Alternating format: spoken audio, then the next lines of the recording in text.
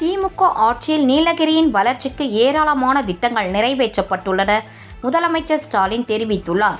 2வது நாளாக நீலகிரியில் முதலமைச்சர் ஸ்டாலின் கள ஆய்வு பணியை நடத்தினார். பின்னர் ரூபாய் 353 கோடி மதிப்பில் புதியதாக கட்டப்பட்டுள்ள அரசு மருத்துவக் கல்லூரி மருத்துவமனை, மருத்துவ ஊழியர்களுக்கான குடியிருப்பு கட்டிடத்தை திறந்து வைத்தார். பின்னர் அரசு விழாவில் பங்கேற்று உரையாற்றினார். அப்போது பேசிய அவர், மலைகளின் அரசியான உதகைக்கு வந்து இருப்பதில் மிகுந்த மகிழ்ச்சி அடைகிறேன் என்றார். திமுக ஆட்சியில்தான் உதகை ஏரி புதுப்பிப்பு, சுற்றுலா மாளிகை, படுகர் நலசங்க கட்டடம், முதுமலை சரணாலயம் விரிவாக்கம் என ஏராளமான திட்டங்கள் செயல்படுத்தப்பட்டது என்றார். தான் உள்ளாட்சி அமைச்சராக இருந்தபோது நீலகிரிக்கு 3வது குடிநீர் திட்டத்தை கொண்டு வந்ததாகவும், 2019ஆம் ஆண்டு நிலச்சரிவு ஏற்பட்ட போது 2 நாட்கள் இங்கேயே தங்கி பாதிக்கப்பட்ட மக்களுக்கு துணையாக இருந்தேன் என்றும் கூறினார்.